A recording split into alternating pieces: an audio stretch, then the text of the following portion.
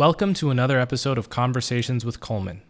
If you're hearing this right now, then you're listening to the public podcast feed, not the private supporter-only feed. Up until now, those two have been identical, and the only perk for supporters has been early access to episodes. But starting now, there'll be another difference. If you're listening to the public feed, you may hear a message from a sponsor. Today's guest is Megyn Kelly. Megyn is a journalist and an attorney. She anchored for Fox News between 2004 and 2017, and then for NBC News between 2017 and 2018. Many of you will remember that Megyn's NBC show was canceled in 2018 after she questioned whether blackface was always racist by definition, or whether there are cases where it's okay. A few months later, I ran into her at the Comedy Cellar in New York, and we had a long conversation about her cancellation. I had written about her case for the National Review, where I noted how many people who are still on TV actually did blackface, from Jimmy Fallon and Jimmy Kimmel to Sarah Silverman and Ashton Kutcher, and the list goes on. Anyway, in this podcast, we don't talk about the blackface incident for two reasons. One, I didn't want to rehearse the same conversation that we had when we met, because that would just be less interesting for both of us. And secondly, I think one of the pernicious effects of cancel culture is that every new person you talk to, for years perhaps, is constantly asking you to revisit the thing you were unfairly canceled for, the thing you shouldn't have had to think about even once. After a certain point, giving more airtime and mental energy to a person's cancellation, in my view, actually compounds the harm done to them. In this episode, we talk about her new podcast, The Megyn Kelly Show. We talk about what Megyn has been doing in her time out of the public spotlight. We talk about the Bombshell film, the challenge of being vulnerable when you're in the spotlight. We talk about her relationship to feminism. We talk about the first Biden-Trump debate. And we spend a good deal of time talking about Black Lives Matter, the riots, and the politics of race. So without further ado, Megyn Kelly. Megyn Kelly, thank you so much for coming on my show. Hey, it's good to see you, Coleman. How are you? Good. How are you? I'm great. I'm doing very well. It's been a fun week. Yeah. So I have a lot to ask, and I may be skipping around pretty abruptly between very different topics and parts of your life. But I just want to start with how the last roughly year and a half has been for you, being somewhat out of the public spotlight after your departure from NBC, aside from, of course, the major Hollywood blockbuster that came out that was largely about you. Aside from that, you've been pretty out of the spotlight. So how has this sort of hiatus been for you? What have you been up to and how have you been? Well, I'd say it's been an evolution, right? When I first left NBC, it was a period of trauma, and I was in an unhappy place for a while there and just sort of reeling, and like not knowing what was coming next or how to handle the amount of negativity that was coming my way. And I just was unsteady for a while there. And, I've got a family, I've got young kids, was just trying to get the plane flying straight again before I touched any of the controls. And that took a while. And I saw a lot of my therapist, and who's, he's definitely not getting paid enough. And then over time, time is a healing balm. And I started to feel better. And then I sort of spent some months doddering around the house like that old guy who has nothing to do after retirement. He's like kind of bothering everybody. I did a lot of crossword puzzles. In my mind, I always thought if I had a bunch of time off, I'd be going to the Met every day and becoming this cultured person. No. I didn't watch much TV, but I did do a lot of crosswords, and I tried to take piano, which didn't go anywhere. Anyway, over time, I started to feel better and got more present for my young kids and my husband and my friends, started exercising. That helped. And I don't know, about 10 months ago, I'd say, I started to feel really well, more like myself, but happier, even happier than I've been in years. And that's where I am now. Yeah, that's great to hear. In preparation for this, I read your autobiography, Settle for More. Oh, thank you. And that came out, it's funny, that came out 4 years ago, right? Yeah. And so much has happened in your life in the past 4 years that it really feels like you need to write another one that just starts where that one picked off. It feels like, or it feels like you should have just waited a few more years. Maybe so. I don't know. I'm done talking about myself. I don't want to write any more about myself. I got to get older before I write another memoir. Yeah. But I think one of the themes of not only the movie, the Bombshell movie, but one of the themes that I sort of see throughout your story is the tension between ambition and other things that we care about in life, like, happiness and personal time, but also, not compromising on our values. Really, the Bombshell film, which for listeners who haven't seen it or heard of it, I imagine there aren't that many, but it follows the story of the takedown of Roger Ailes and Bill O'Reilly for years of sexual harassment, and centers around yourself, played by Charlize Theron, and Gretchen Carlson in that story.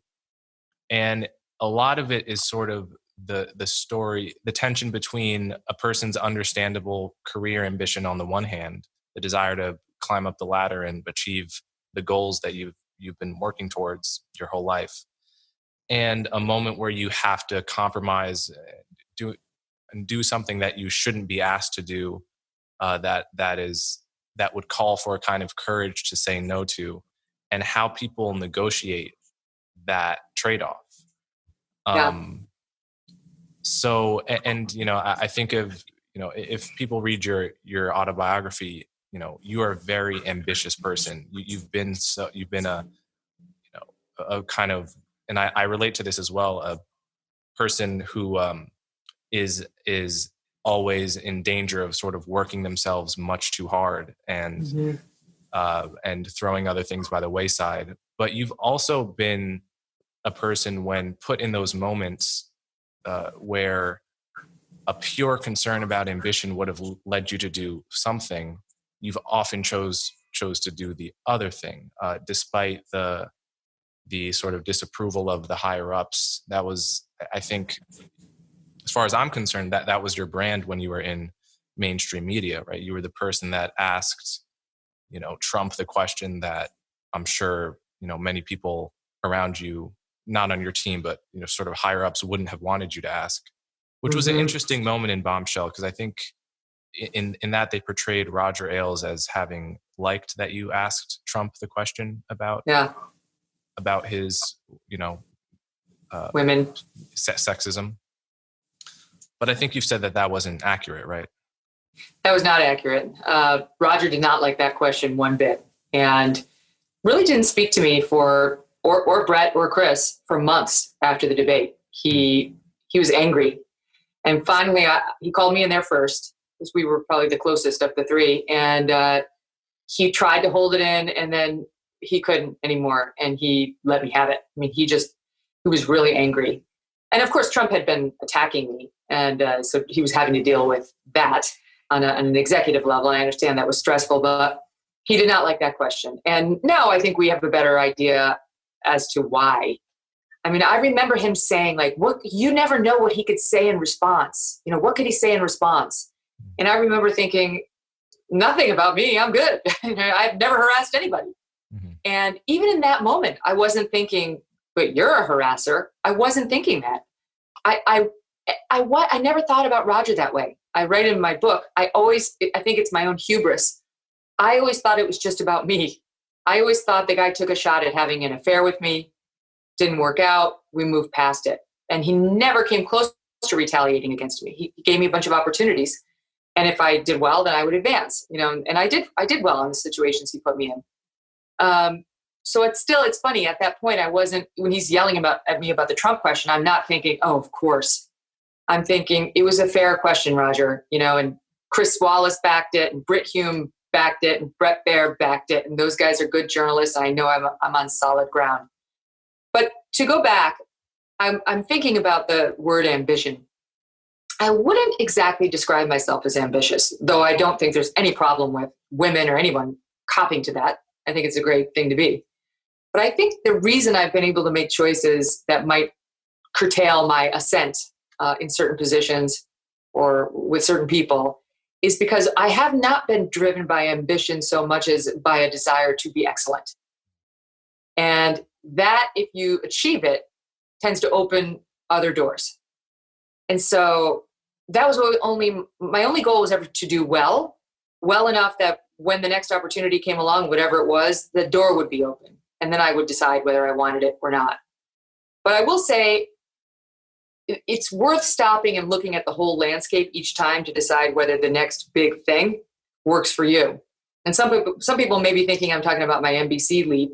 That's not what I'm talking about. I'm talking about, there was a time at Fox where I had a 2-hour show, went from 1 p.m. to 3 p.m. called America Live. It was the first show I ever solo anchored. It was in the middle of the day. I got home every day by 5 o'clock. I didn't have to get up at the crack of dawn. And they were paying me well. I wasn't making as much as I made in primetime, but I was getting paid very well. When I got offered the primetime spot, for which I did not lobby, that was Roger's idea, I took it because, it didn't seem like something you turn down. That's the brass ring. That's what everybody wants in cable. And I thought, okay, well, that could work. I'm definitely going to get a big raise and I'm have more power. And I suppose that's just the next step and I should do it. And so many times once I took that position, I thought I didn't know how good I had it. I was well known, so that's good because that gives you a little market power, but not so well known that I become a huge target, right? And I had some ability to drive the national debate, but not so much that I was out on the thin reed that I would live the rest of my life on, or at least to date. And I had 2 hours of airtime to cover whatever I wanted. So that was fulfilling for me because that's a long time in television news. And I could see my kids. I could see my husband. I had friends. I had a reasonable schedule, which is hard to do in TV. So it is a lesson that sometimes the next rung on the ladder is no good for you.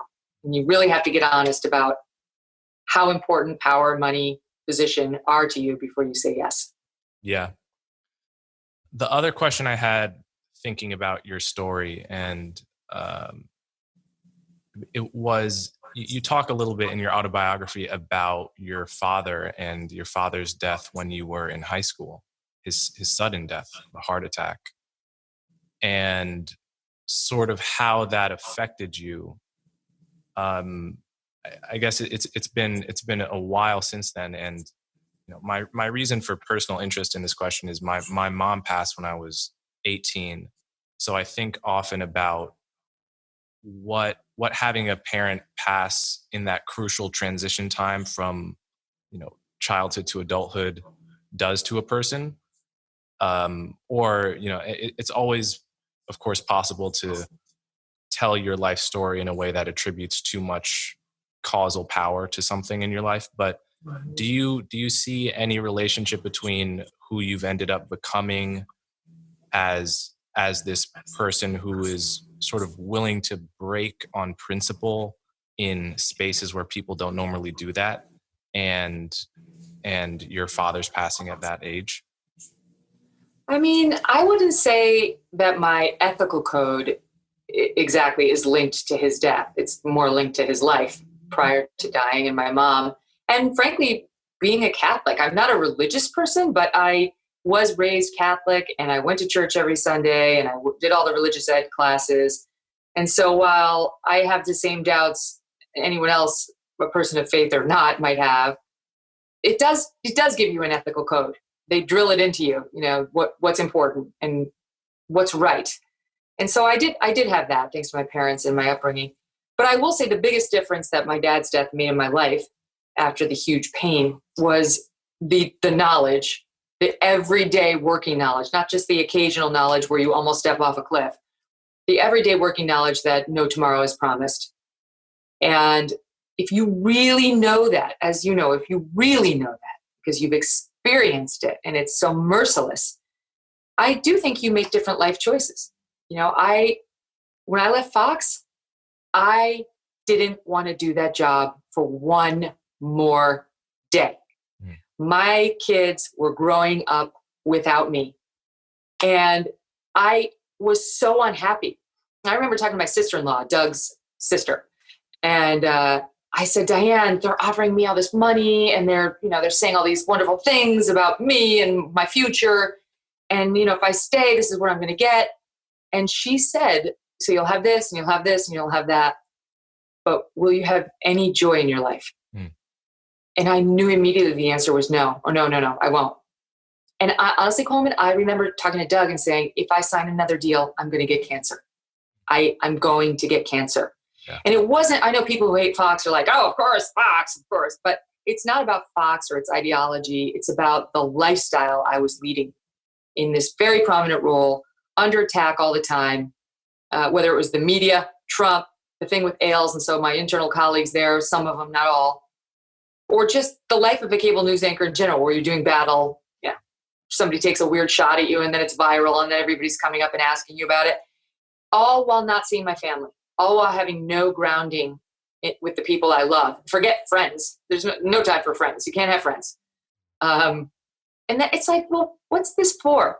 What is this for? I have a fancy apartment. We bought all these books, but who gives a, who cares, right? Who cares? I've been rich and I've been poor. And I can say the biggest advantage of having money is you don't get that sick feeling in your stomach when the bills come each month. And I've had it, and I've had terrible credit, which took me years to repair.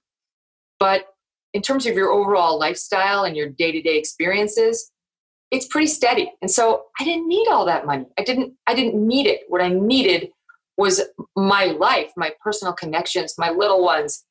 I could still see Doug because his schedule was always flexible. He's a writer, but not seeing my kids grow up was not okay. And I fixed it. I managed to find a way to do it. Yeah, I want to talk about your new project now, your media company and the podcasts that you've just started. We'll get back to that in a moment, but I want another thought that occurred to me as I was reading your autobiography is the tension between vulnerability and sort of putting one's walls up if you're in the media in any capacity. That would go for, the podcast you're doing now or that I do. And it would go for being a primetime anchor on Fox News or NBC. There is one spot in your book where you remember just having started at Fox in the 2000s and Roger Ailes pulling you aside and telling you, listen, Megyn, you're doing a good job, but your problem is you're just as vulnerable as everyone else, but you project no vulnerability. And viewers find that to be alienating, right? And you sort of took this criticism in stride and tried to work on it, I think, with some success. But it occurred to me, it's sort of a perpetual battle in this business, because the more vulnerable you are, the more honest about your shortcomings and your opinions and the thoughts you have that aren't fully fleshed out, but make you appear relatable to people. The more you go in that direction, the more you genuinely connect with other people that are watching you and listening to you. The more you give them value, and the more you give them a break from the constant fakery that pervades the media space. But at the same time, you actually make yourself more vulnerable. That's why the word. That's why it's the word we use, to attacks and to takedowns. Right? You put more of yourself out there, which makes you a much easier target when people shoot at you. Yeah. So how do you negotiate that? Well, I mean, I always found it curious how people didn't understand how somebody who was doing battle on cable news every night could possibly go into a role that required more a more personal side, a softer side. And I always thought that was a little sexist because everyone I know, man or woman, has they can be tough, they can be soft, they can fight, they can be loving and gentle and generous. And so just because everyone only saw me fighting in the Coliseum doesn't mean that when I went back to my house at the end of the night, I wasn't, throwing the feet up and having a great time and using my 12-year-old boy humor, right? Like that's who I am.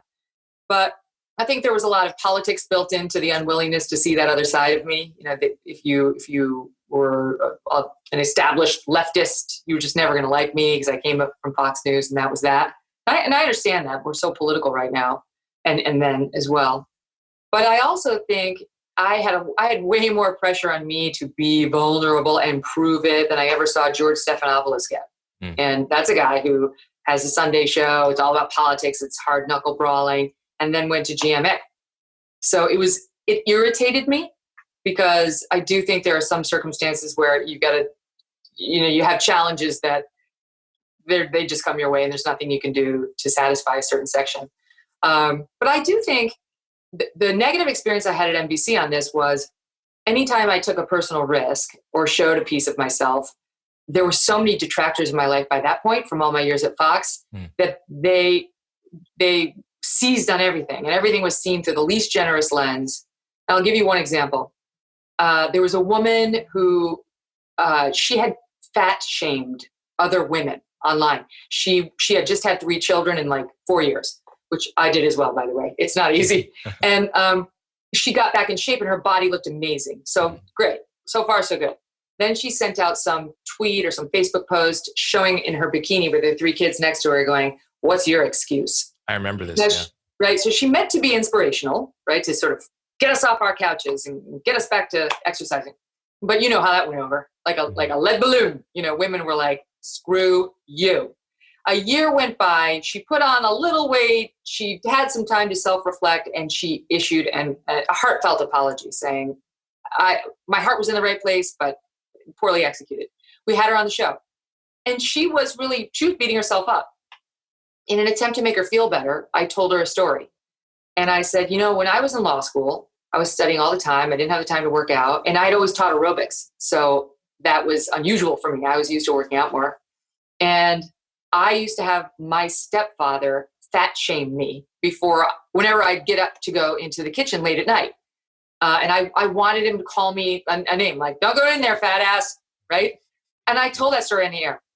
Well, it really was Megyn McCain, but others started coming after me like, you're a fat shamer, and those terms are very damaging and very super negative, and you're perpetuating stereotypes.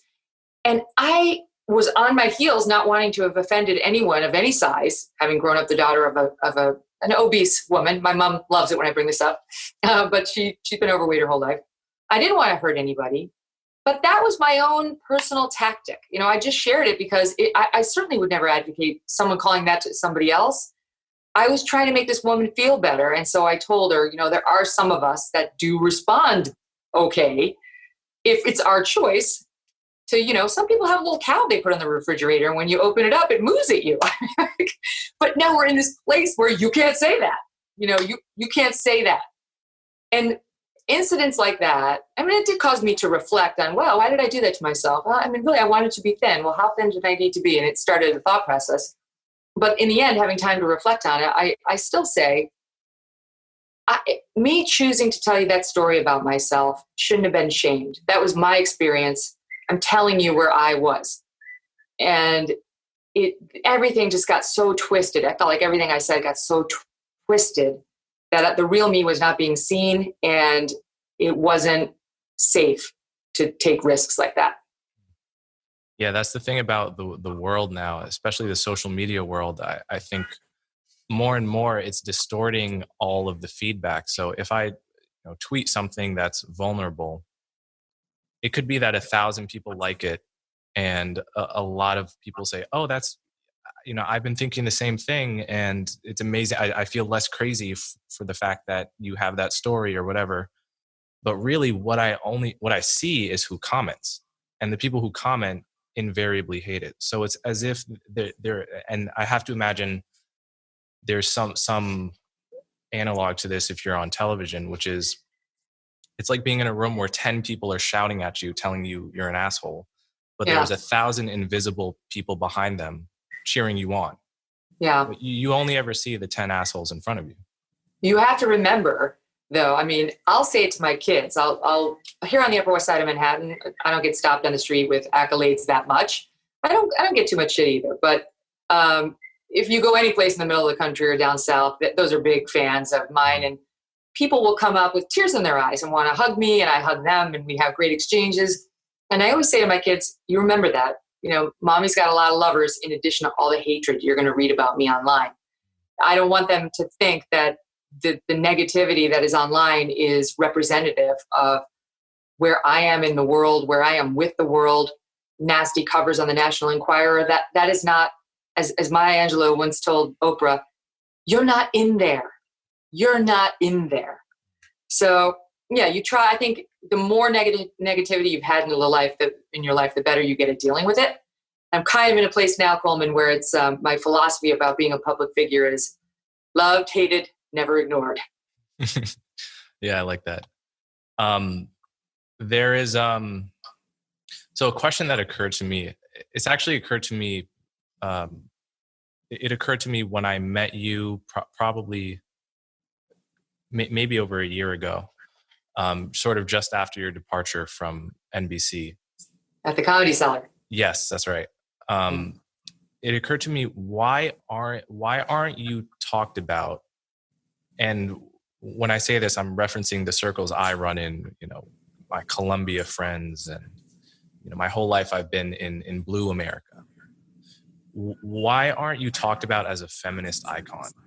Because the more I look into your story, like for instance, I misremembered the whole Roger Ailes and Bill O'Reilly, you know, takedown for sexual harassment as having been a part of the Me Too movement, but it was actually before the whole Me Too movement. Yeah. And so it in that sense, it took much more courage to participate in it because you didn't have the entire cultural wind at your back, right? So there's that, and then there's just the phenomenon of being a woman who has succeeded in various spaces that have historically been a man's world, whether that's, you know, almost making partner at a law firm, then going into journalism and so on and so forth. And then, you know, holding Trump's feet to the fire on women's issues when it was not, you know, when it would have been easier not to do that. And I do think, I can't help but think that political bias just has a lot to do with this.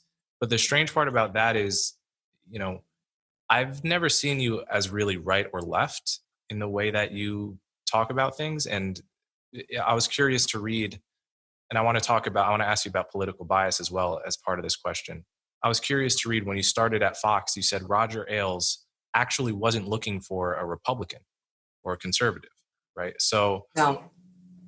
I want you to talk a little bit about how political bias operates in the media, and whether you've seen it change over the course of of your 16-year sort of tenure in mainstream media.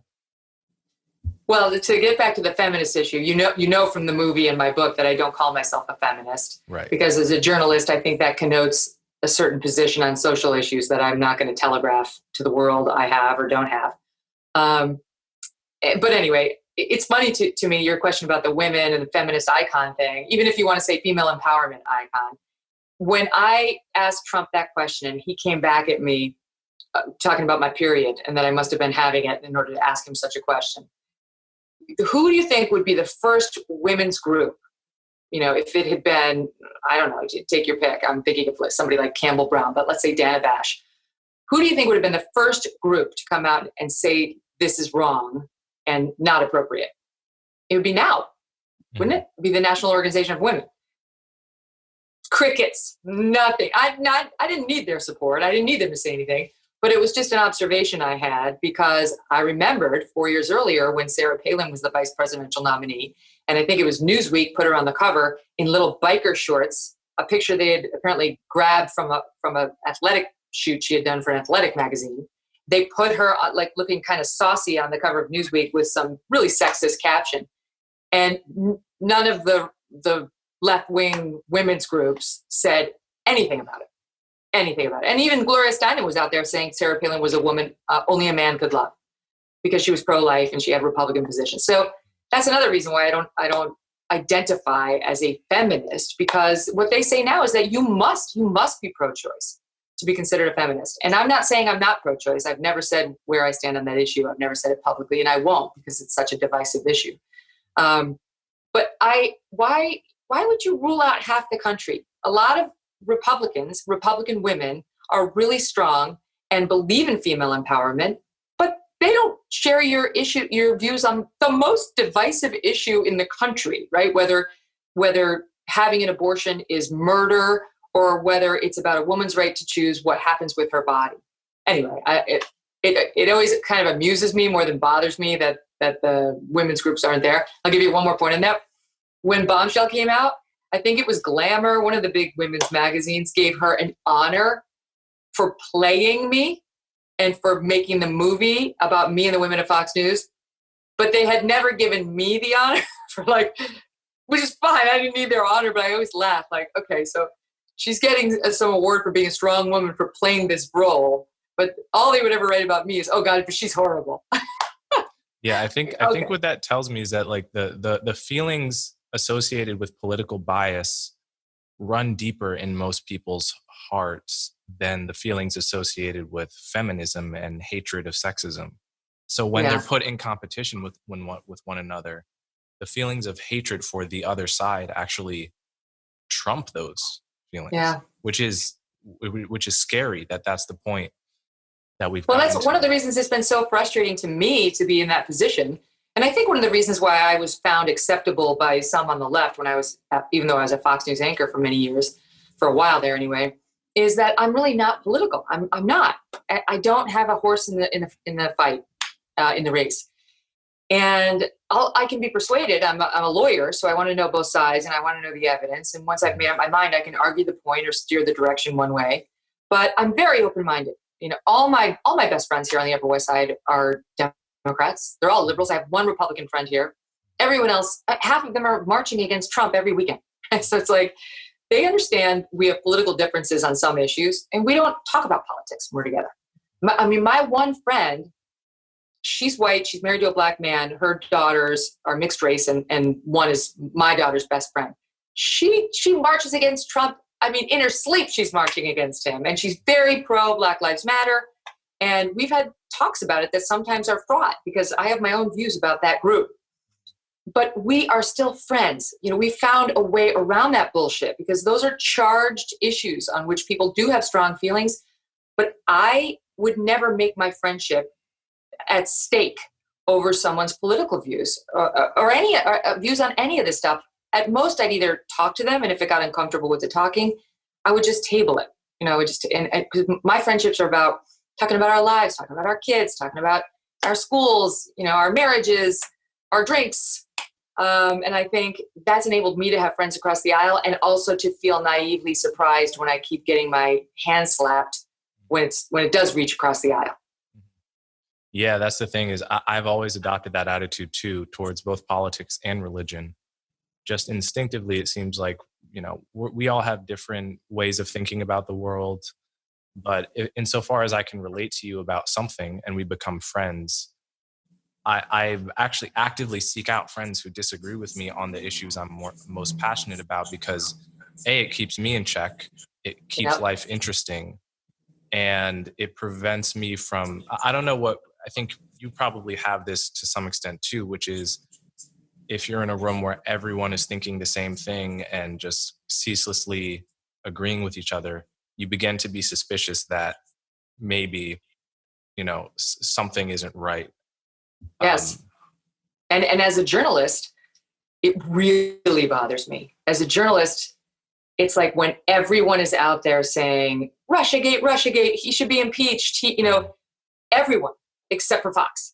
It really puts my radar up, because to me, that's all a political agenda. And it almost makes you want to take the other side just to slow things down, just so that the audience at home understands there is another argument. You should be aware that there's another argument you're not being told.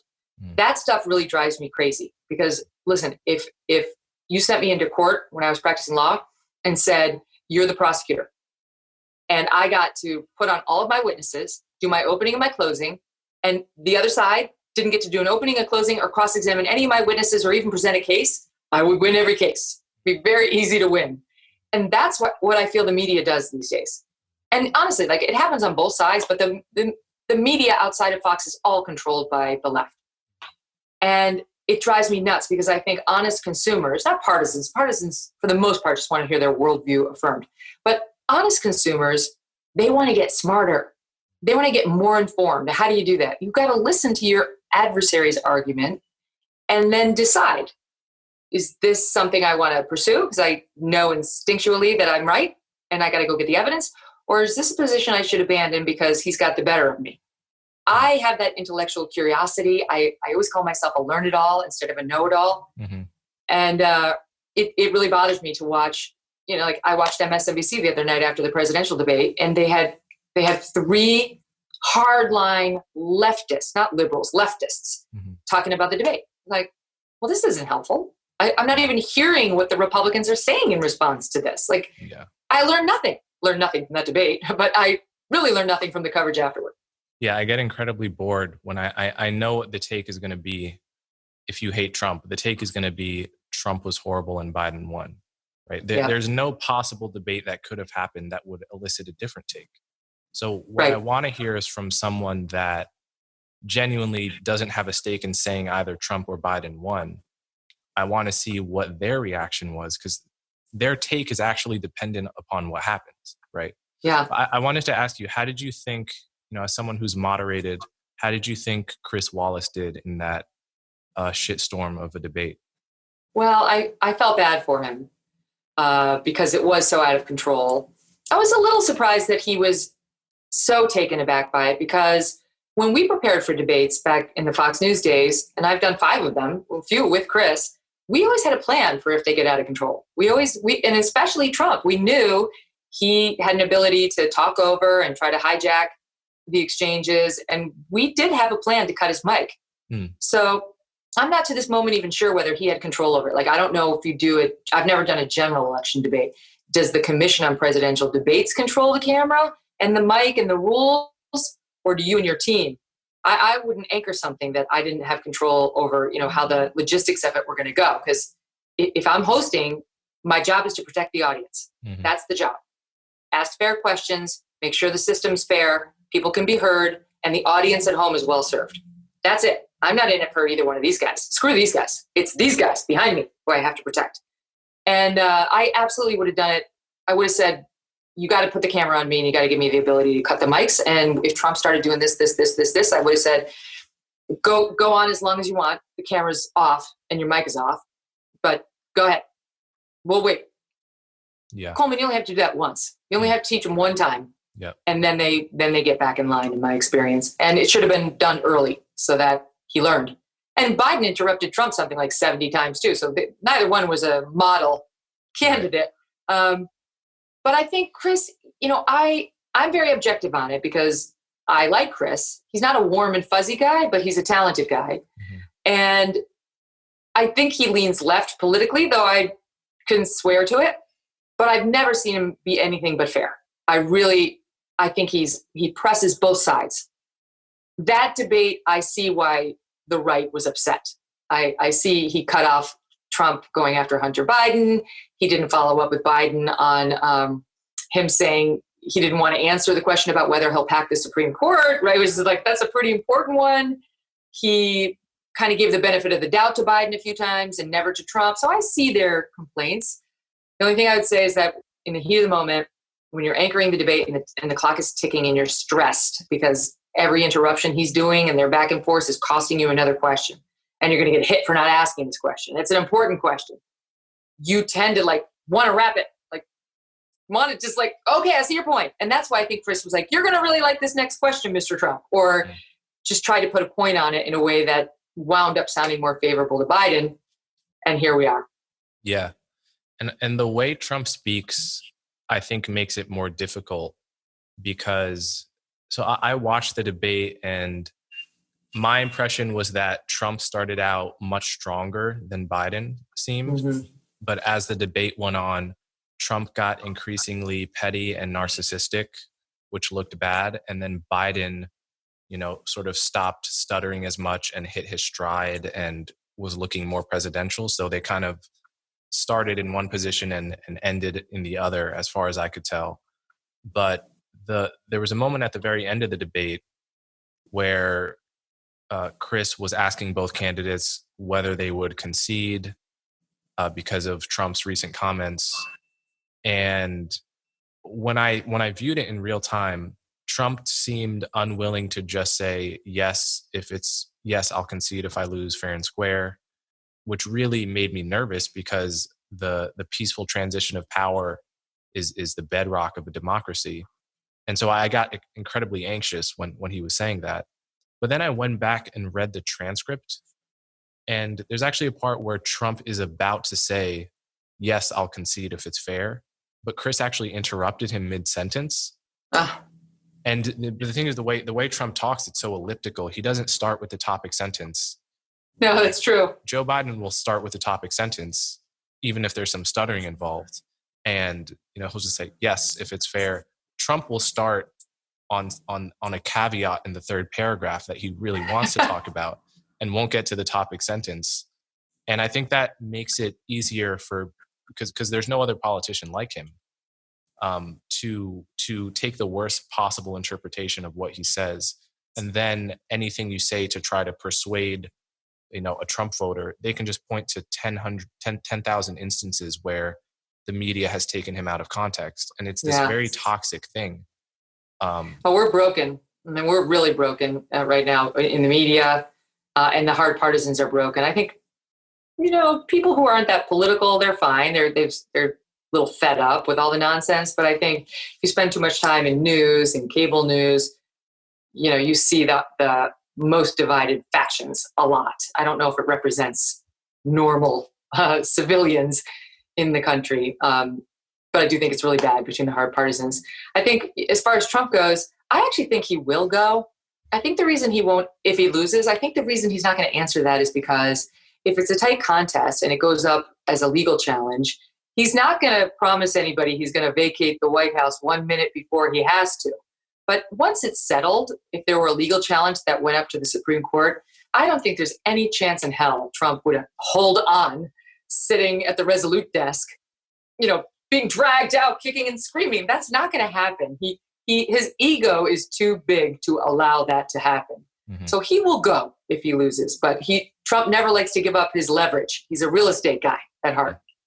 Yeah, no, I think that is one thing that I've been very slow to understand about how Trump communicates and what his instincts are, is that he's always thinking like someone who is, negotiating a contract and just, he's taking, this is why it's hard to always interpret him at face value. He does communicate differently than other politicians. Yeah. And I think the idea that he would somehow remain in power by force and enact some kind of coup is that's what people mean when they complain about Trump derangement syndrome, I think. At the same time, one of my worries is that because he hasn't been clear and because he has sort of, he's not clear about the notion that he'll concede, and he doesn't just kind of say it in that way that Biden just said yes. I fear that he's training half the country to, he's preparing them to think the election was stolen no matter what actually happens. Oh yeah. Let's say it goes smoothly. The mail-in ballots aren't a problem, which hopefully they won't be. And Trump loses. I think the story on that half of the country for years and decades to come is that we were robbed. Oh yeah. I heard somebody on National Review on their podcast today say it's heads I win, tails you cheated. Yeah. prospect. And no question, he is doing that. I guess you could say the same thing happened to George W. Bush after Bush v. Gore. He's still called an illegitimate president by lots of people, even though, those ballots were recounted in Florida 4 times, and 4 times he came out ahead. And the Supreme Court did side with him 5-4. So there's some risk of that. I don't really see it resulting in anarchy unless it's really contested. Trump will gin something up, but I think if the facts really support him, it could get bad. If the facts don't really support him, I think the right wing will be content to be like, it was stolen, the Democrats suck, and they'll criticize everything Biden does and say he's illegitimate, and then that's that. And then 4 years later, they'll have another chance at it. But if history is any guide, it's really more of a rhetorical anger and not something like what we've seen in the streets of our country over the summer. And I realize that the fuse has been lit, so it's a powder keg right now. But I don't know. I think it's going to be decisive. I think one way or the other, we are going to know, whether it's through court or through ballots. And whatever Trump says, people will know in their hearts the truth. And I don't see rioting unless it really is ambiguous. Right. Yeah. The rioting threat is pretty squarely from the left right now. Yeah. He was right about that. Yeah. Yeah. And I thought, this is a huge issue, of course, and it's one on which the Democrats are vulnerable because there are so many people on the left that the moment there is a riot and people burning down cities, they can be burning down Black neighborhoods for all some people care.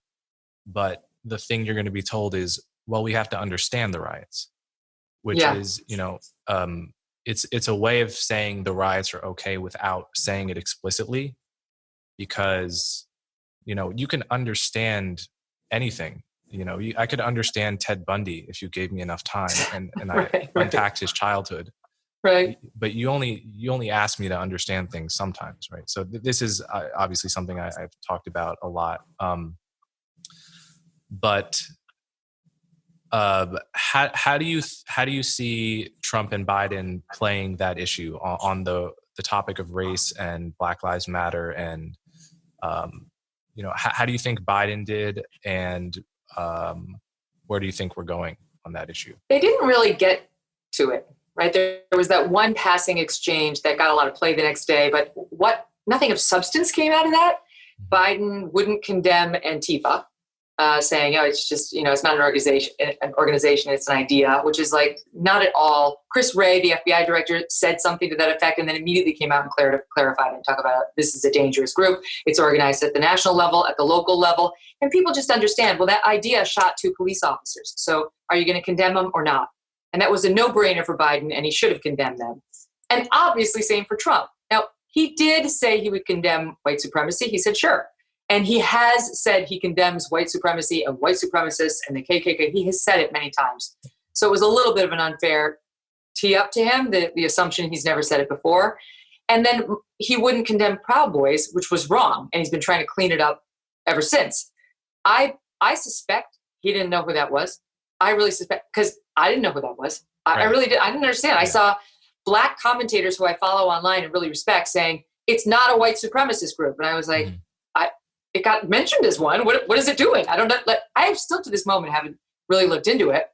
But Trump, he finds a way, he tries to thread the needle. And on certain things, it's like, why would you even argue that one? Just give it to them. Yeah. Anyway, I think at some point, maybe in the town hall debate, they'll have a more meaningful exchange on race and what's happening in the country. And it's fraught because, as you know, and as I have learned, but I remain undeterred, it's next to impossible to talk about race in a way that works or in a way that doesn't lead to demonization by one side or the other. Mm-hmm. But my own contention is we must do it. We must do it, even at risk to ourselves, even if we screw it up, even if we offend, even if we stumble, because these are complicated issues and human beings are complicated. And there's no way forward without talking to each other honestly, and ideally without with as little judgment as possible, because my own view is just shaming someone like Trump or whatever, racist, that doesn't change hearts and minds. That just makes the person like withdraw, like, okay, I'm out, peace out. Now, Trump, he's had a lot of charged rhetoric around the issue of race. And he doesn't really know how to be gentle in the way he talks about things. So I don't predict it going particularly well. But I think he's got a case to make on Black Lives Matter, the group, capital B, capital L, capital M. That's persuasive. You know, if you look at their list of demands, defund the police, it hurts the Black inner city, the moms, the kids. They want more police. They don't want less police. They're the ones who get hurt.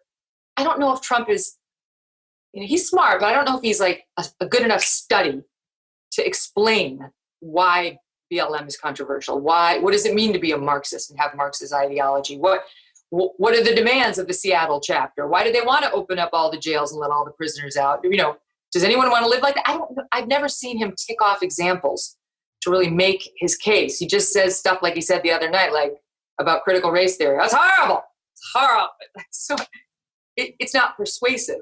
Right. And Biden, by the same token, he's in a tough position because he doesn't want to distance himself from BLM and apparently not from Antifa, although that one's a no-brainer, because he's worried about the message that was sent. We're in a place right now in the country where people have BLM banners in their windows and schools are putting it up. And I think what most people think that means is you care about Black lives. Mm-hmm. You know, in general, you want Black people to be well and safe, just the same as white people. They don't totally understand it means more than that when you're talking about the organization.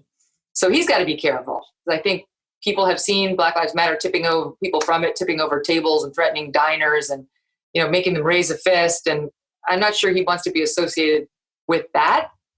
So they're both in a tough spot. Yeah, I think they are. I think aside from the Antifa slip up, I think Biden did pretty well. And when he said he wants law and order plus justice, I think that's about the best messaging that the Democrats will be able to muster on this issue. And as long as he sort of stays right in that lane where he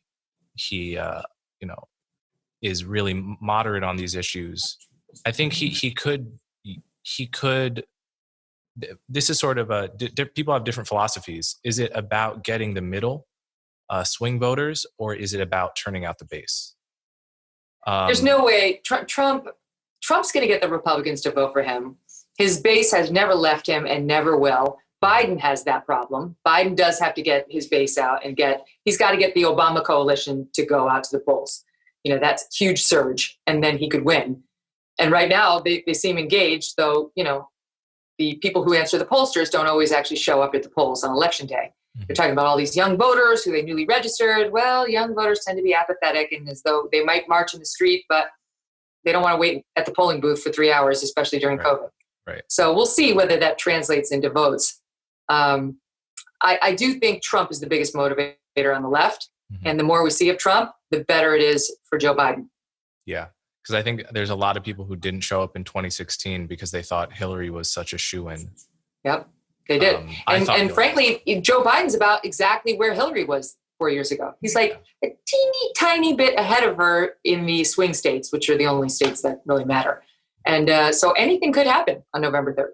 Yeah, that's the thing is the polls, especially with the culture getting more and more about self-censorship, the polls get less and less reliable by the day because the truth is, say I were a Trump supporter, that fact would derange my life. It would derange my social life to be, a public Trump supporter.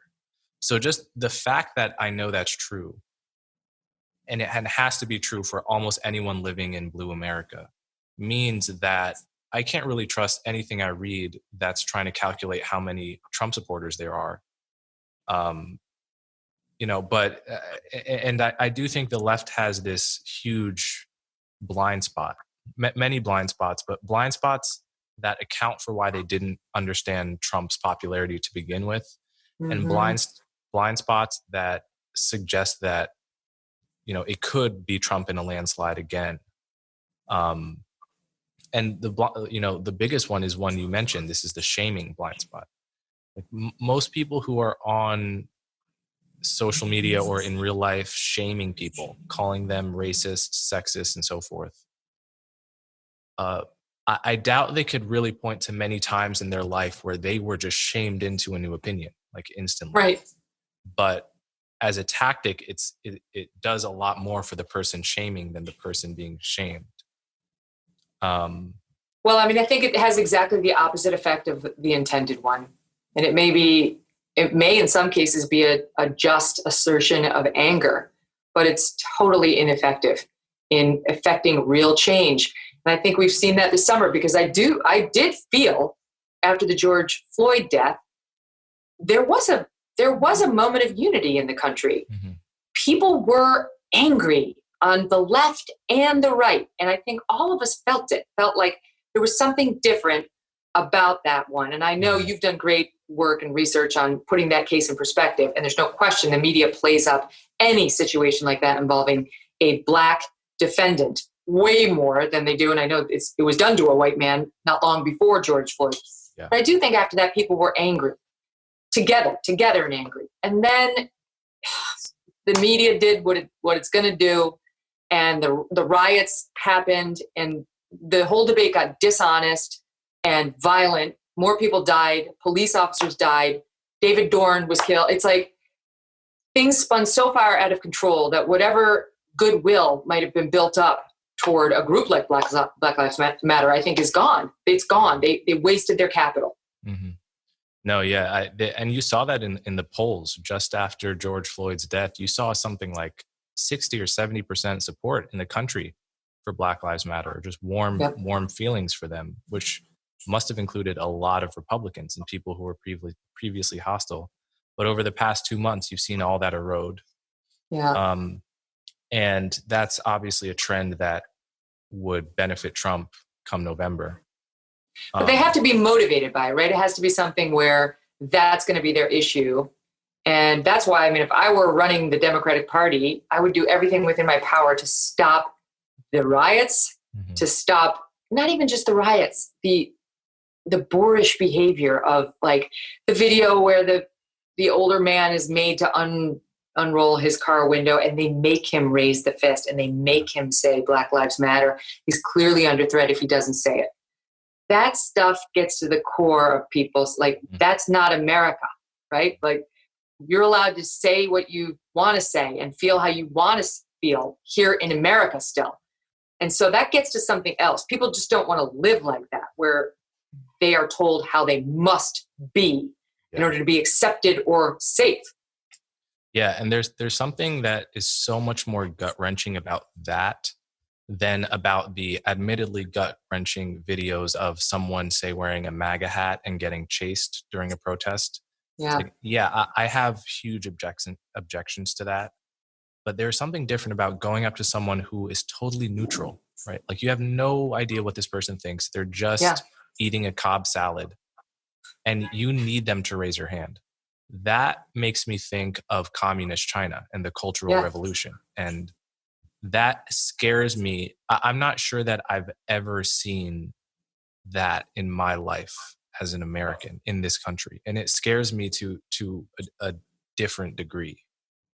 Same. And I'll have friends, professional friends, doctors, lawyers, who will privately say, I can't like a tweet, even if it's by a Black man that goes against BLM or, any of these controversial issues. Never mind draft a tweet, but I can't even like one because I could get fired. So they'll privately want to talk to you about it and express their opinions in a room where there are no other people, but they do not feel comfortable really saying anything else outside of very intimate company. And it's not like they want to talk about, really racist thoughts like, isn't this skin color bad? Whatever, that stuff. It's just, hey, did you see, what happened to that guy in the truck? They're uncomfortable saying that. I feel like we're becoming East Germany. We're having these conversations underground. Like, I'll meet you later and I'll tell you how I really feel. And what good does that do? If you're trying to get somebody, even somebody who's mildly racist, right? There's that song from, is it Avenue Q? Just a little bit racist. You're trying to get them over, like help them understand. My own personal belief is you don't do critical race theory. You don't do implicit bias, which by the way, they all say brings out the racism that might never have been acted on. I think if they give you an avenue to talk, then you talk. And you try to do it as non-judgmentally as possible. This has been my experience as a woman trying to fight to eliminate the sexism that I've run into, or the imbalance in the balance of power with women. One of the downsides of the Me Too movement has been we lit off so many bombs and went after 30-year-old or men with 30-year careers, got them ruined over one allegation that was pretty mild. That the men now are like, I don't want to work with them. You're like, oh my God, hell no. And that's another thing. They'll tell you behind closed doors quietly when no one's listening. But of course, if they were interviewed on camera, they'd be like, girl power. Yes. Hashtag me too. But I think we women were so angry and righteously angry, but anger is not an effective tactic for convincing the people you need to convince. And we're only 50% of the population, and we need the other 50% to bond with us, to help us. And instead, we really alienated them by taking the Me Too movement beyond what it started as, which is to fight sexual assault and true harassment in the workplace, and turn it into, you touched my shoulder after you got back from lunch after having a glass of wine, and now you're done. Your career is done, which happened. That happened here in New York at a publishing house. So anyway, I sort of see some analogies there where there's got to be a way of partnering without judging and being too harsh if we want real change and real ascension to the halls of power. Right. Yeah, I remember during the height of Me Too, I always felt like I would just be a natural ally for that movement, just by instinct, having been raised by a very strong woman who was also, a left-wing Marxist, and having two sisters. But there is something interesting. The moment it becomes all men are X, there's a tripwire in my brain that says, fuck you. Because I'm not that, right? And that's a blind spot people in these movements have, right? And as a Black person, I understand, just in the same way that I have that tripwire in my brain for false accusations. Ironically, the few times in my life where I've been a victim of actual racism, where someone has, assumed, that I was suspicious or criminal, where they're not doing it for someone else. Yeah. It's actually that same tripwire in my brain. It's the tripwire of feeling falsely accused of something when I'm completely innocent, that just brings out all of this anger, right? And it's that same tripwire that's tripped when, all men are accused of some sin in a Me Too context. And I have to imagine that's the same tripwire white people feel when the finger is pointed at them over things that they have absolutely nothing to do with, or whether they have nothing to do with it, or you want to, in a hyper academic way, say they're complicit in it or they benefit from it. Okay, fine. The truth is, we all have that tripwire for being falsely accused of things we haven't done. And insofar as these movements are just, running over that tripwire constantly as if it doesn't exist, and then wondering why they get so much backlash. And diminishing the power of the accusation, right? Yeah. You call somebody a racist today, it doesn't have anywhere near the effect it would have had 20 years ago. Yeah. The word is just thrown around. I mean, if you support Trump, you're a racist. That's what most of the Democratic Party has said. Their leaders, if you support Trump, you're a racist, you're a xenophobe, you're a sexist, you're a transphobe. It's like, okay, how do you argue with that, right? It's like, you just don't. You just have to move on. And I think Republicans, who I know a lot of, having worked at Fox News for 13 and a half years, they're used to being called all those names. They're like, it's like water off a duck's back for them. They're like, yeah, comes with the territory. Any elected Republican has been called all that stuff. And I think it's been overused to the detriment, again, of the cause. Yeah, I thought Bill Maher was amazing on that point.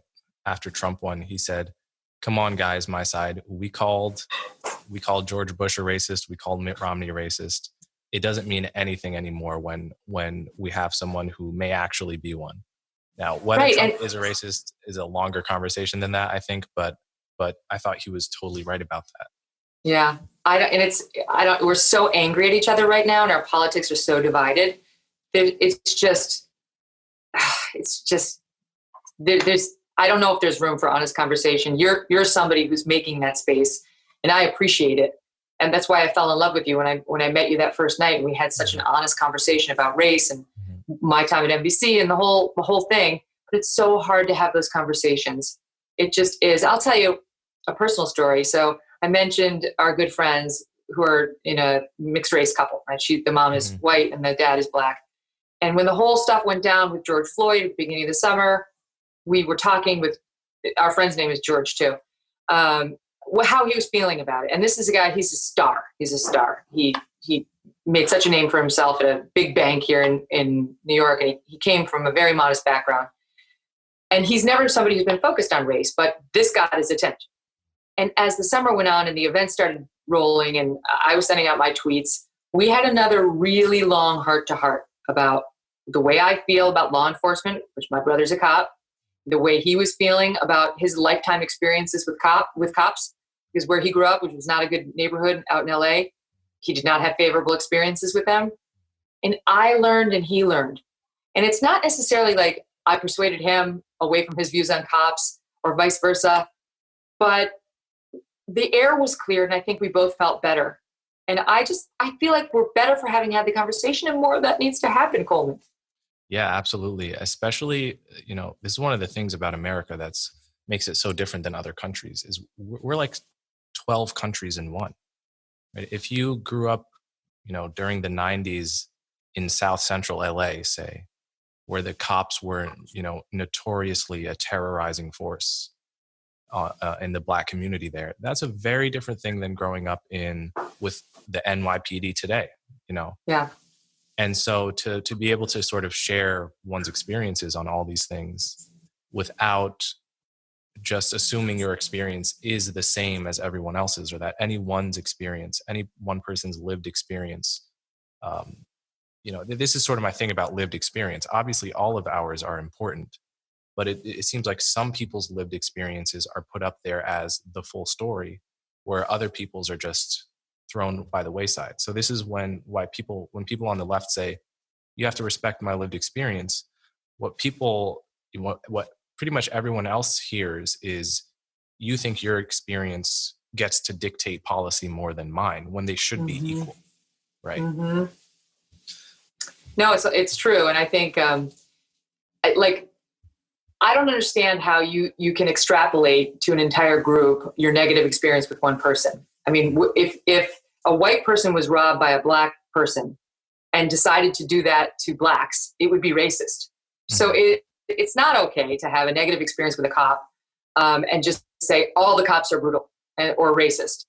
Like we have to be more open-minded to the possibility that there are more interactions with Black men and police. That Black men commit 60% of the violent crime in our major cities, and they interact with police more often. And then the answer to that is, you're racist. Well, we have to be able to talk about data, and you can contextualize it. That's important. You can talk about, why is that, right? Why is the crime rate what it is? And how do we get to that? Fine, that's all good. But more information is the way forward. Yeah, definitely. I was talking to someone recently I know was doing a sort of social media thing where they went around to every Black person they knew and got their stories of being profiled by the cops. It was a really good project to dive into if you want to understand why so many Black men have the attitudes that they have towards the cops. And the person brought this up in a kind of conversation or argument we were having, where I was trying to, contextualize, bring in what I think are important facts about the police, namely that a cop gets shot almost every day in America. It's an incredibly difficult job. It's, Chris Rock has the joke where, cops should be like airplane pilots. You don't say you have a bad apple if a plane crashes.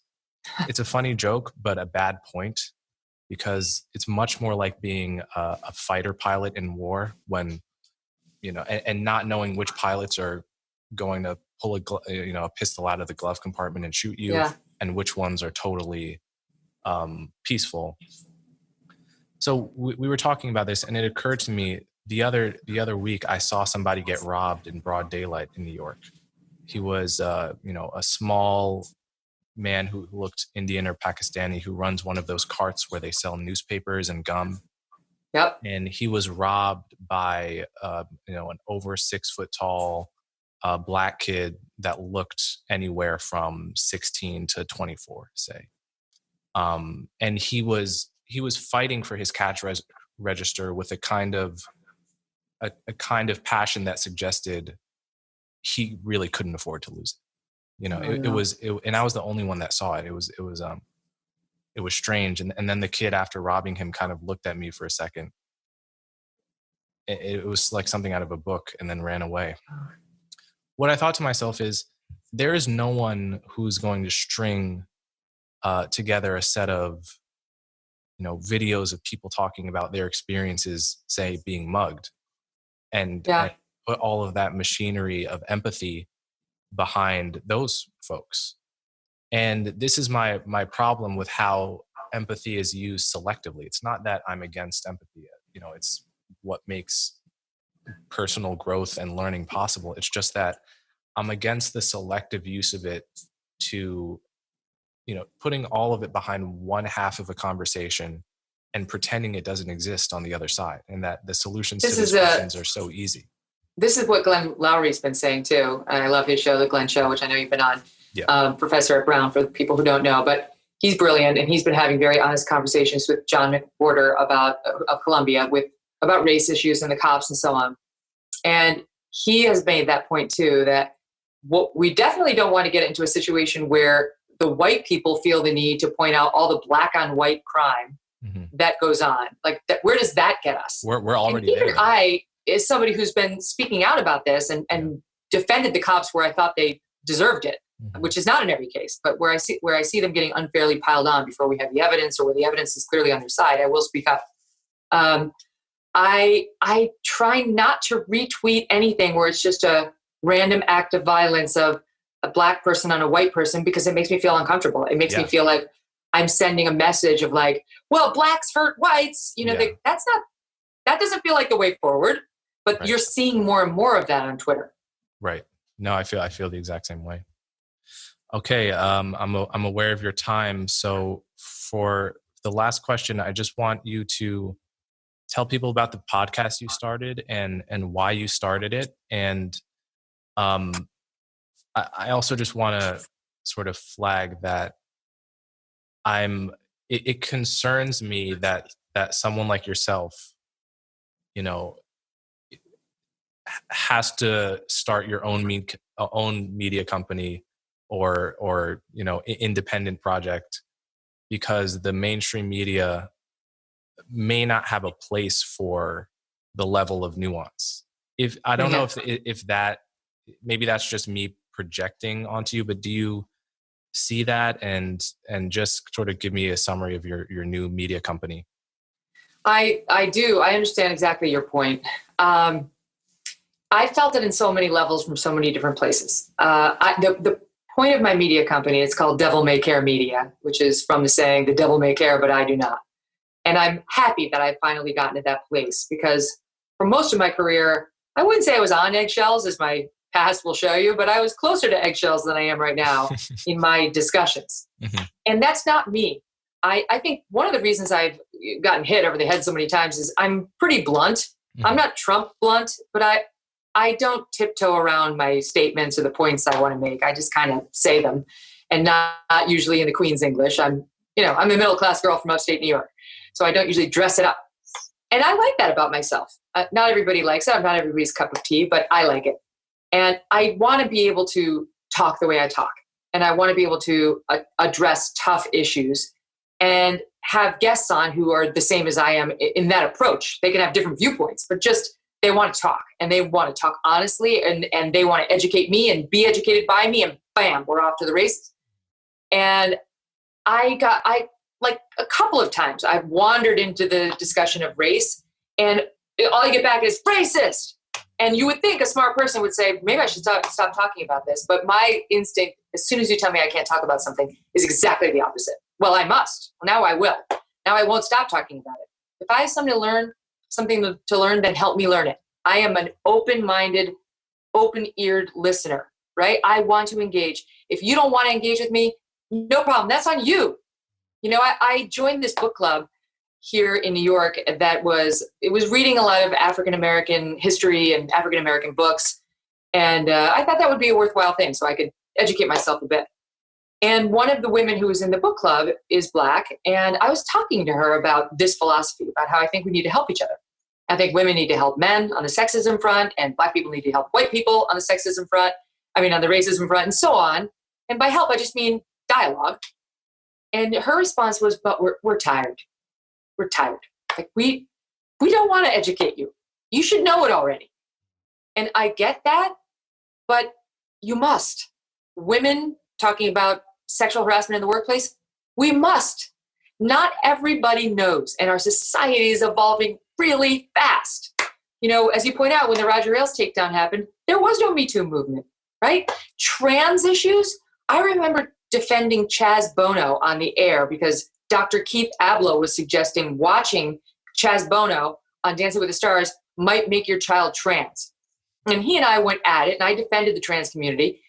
And like 10 years later, look how much we've changed. It's like, we couldn't even really talk about it back then. And now it's a 180. Now it's like, you can't talk about it the other way. You can't, just yesterday, if you had a vagina, you were a woman. And now if you say that, you're a transphobe. It's like, wait, what? Wait. If I say women are the ones who have periods, I'm a transphobe? Shit, how did that happen? So my point in starting this company is, can we just stop judging each other and continue the dialogue? That's what we're going to do. If you don't like it, you don't have to watch it. Although I'll take your hate watching or listening. But people, I think, are thirsty for smart conversations that are non-judgmental about the tough issues we're going through. And I include in that our president and his behavior, because I've also been, at work in places where frank talk about him is not encouraged, for or against. I've been in both of those places. And I'm sick of it, Coleman. I'm sick of it. I'm free, and I'm gonna let the devil care, but I'm not. Beautiful. I'm really excited to see where your show goes, and thank you so much for coming on my podcast. Thank you. So good to see you, and thanks for having me.